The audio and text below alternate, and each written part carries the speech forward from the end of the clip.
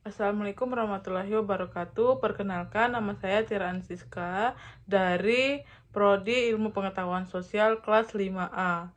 Di sini saya akan menjelaskan tentang video sumber belajar. Sumber belajar adalah media pembelajaran dalam bentuk visual dan audio yang dirancang untuk menyampaikan informasi, pengetahuan, atau keterampilan tertentu kepada peserta didik.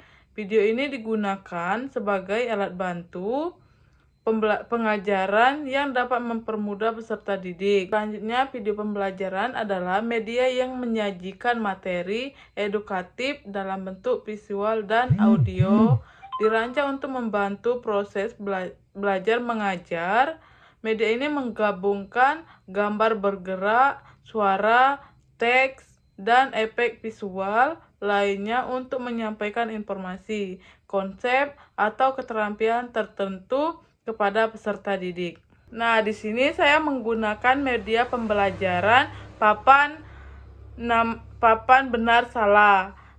Nanti saya memberikan pertanyaan kepada peserta didik, lalu peserta didik menjawab dengan mengangkat papan benar salah. Jika jawabannya benar, mengangkat papan benar. Jika jawabannya salah, angkat papan yang salah. Jadi di sini saya menggunakan materi kebutuhan, yaitu kebutuhan manusia memenuhi kebutuhan untuk kelangsungan hidup. Kebutuhan manusia ini berbeda antara individu serta sifatnya hampir tidak terbatas. Kebutuhan yang hampir tidak terbatas ini perlu diimbangi dengan alat pemuas kebutuhan yang memadai. Namun, faktanya alat pemuas kebutuhan yang ada bersifat terbatas memerlukan pengorbanan ekonomi. Contohnya seperti kebutuhan primer, kebutuhan sekunder, kebutuhan tersier. Jadi, berdasarkan Kamus Besar Bahasa Indonesia, kebutuhan berasal dari kata butuh yang bermakna yang diperlukan atau yang diperlukan oleh manusia. Jika kebutuhan manusia tidak terpenuhi, maka akan berpengaruh terhadap kelangsungan hidup. Misalnya, ada orang lapar, ingin makan. Nah, jika kebutuhan tersebut tidak terpenuhi, maka kelangsungan hidup orang tersebut akan terpengaruhi. Misal seperti badan lemas, sakit, dan lain sebagainya. Adapun jenis-jenis kebutuhan, yang pertama ada kebutuhan primer. Nah, kebutuhan primer ini menjadi kunci utama terhadap kebutuhan manusia. Kebutuhan ini meliputi seperti makan, pakaian, tempat tinggal. Jika dari ketiga tersebut tidak terpenuhi, maka kelangsungan hidup manusia akan terpengaruhi.